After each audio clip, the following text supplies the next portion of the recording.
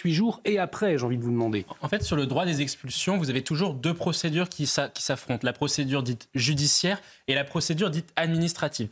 Donc là, on est dans l'occurrence, M. Retailleau, quand il a voulu expulser de manière préventive cet influenceur-là, c'est placé dans le cadre de la justice dite administrative, de la procédure administrative, avec effectivement le prononcé de l'OQTF et son exécution. Donc c'est pour ça qu'il s'est, par exemple, affranchi de l'obtention d'un laissez-passer consulaire. Il n'en avait pas besoin, il avait un laissez-passer.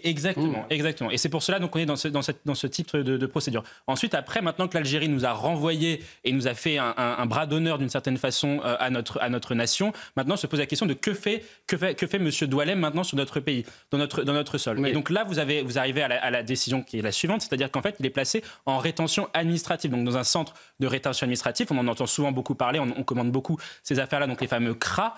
Et donc là, le juge a estimé qu'il pouvait effectivement prolonger le délai de rétention en CRA de 28 jours. Et il faut bien rappeler aux Français et à tous les téléspectateurs qui nous écoutent que ce délai-là aurait pu être prolongé jusqu'à 90 jours, puisqu'on peut rester en rétention administrative jusqu'à 90 jours. L'autre point qui est intéressant à noter, c'est que Bruno Retailleau veut faire une nouvelle loi immigration, en tout cas avait porté cette idée-là dans le débat public, qui était d'allonger la durée de rétention qui aujourd'hui ne peut pas excéder 90 jours à 180 jours. On voit bien que là, par exemple, M. Doualem va rester 28 jours, c'est la décision du juge des libertés.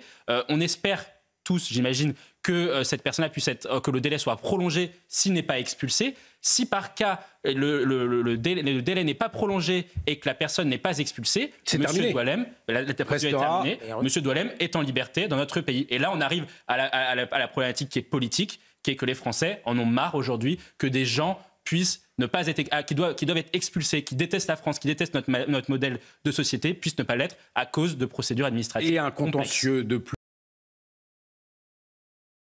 Vous voulez conclure d'un mot? Tout à fait. Mais le plus grave, et c'est ce que disait Kevin, c'est-à-dire qu'en fait, dans les salles de classe, ce discours-là est omniprésent. Exactement. Et c'est pour cela que vous avez des profs qui s'autocensurent. Parce que, par exemple, sur l'histoire-géographie, il y a des salles de classe. Moi, j'ai été dans ce type d'établissement. Vous ne pouvez plus enseigner la guerre d'Algérie. Parce que, tout simplement, ça déclenche l'hystérie dans la classe. Et donc, après, forcément, les professeurs se font insulter par les familles, par les élèves. À un moment donné, on ne peut pas aujourd'hui à la fois vouloir, comme cette députée de gauche, soutenir les professeurs en disant que on est de gauche, donc on soutient les professeurs, et d'un autre côté alimenter tous les fantasmes qui feraient que l'Algérie aurait quasiment construit la France. Tout à fait juste. Tout à fait juste.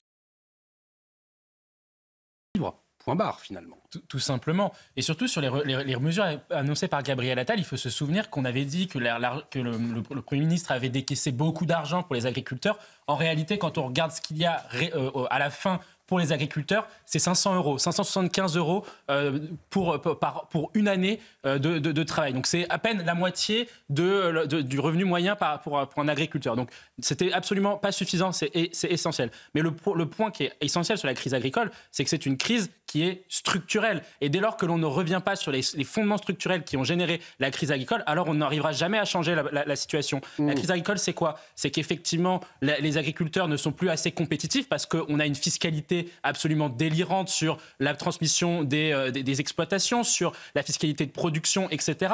On a effectivement des charges qui pèsent sur les acteurs agricoles qui sont absolument démentielles. Et puis vous avez effectivement ce que vous avez rappelé, Kevin, c'est-à-dire le fait que vous avez une suradministration qui, d'une part, complexifie le métier d'agriculteur et, d'autre part, impose des normes qui sont toujours plus aberrantes d'un point de vue notamment écologique. Il suffit de prendre ce qu'a fait l'Union européenne. L'Union européenne, avec le fameux Green New Deal que les macronistes nous ont vendu lors des élections européennes, ça a été de fait une baisse de la surface agricole disponible en France. Ça a été de fait des normes sur les pesticides, etc., qui sont absolument délirantes et qui, surtout, ne sont pas réciproques avec les autres pays, déjà d'une part européens, et surtout avec les autres pays du monde. Et donc on peut arriver à la conclusion suivante, c'est qu'aujourd'hui, un agriculteur français est pénalisé face à un agriculteur européen, lui-même pénalisé face à un agriculteur du reste du monde. Et c'est absolument aberrant.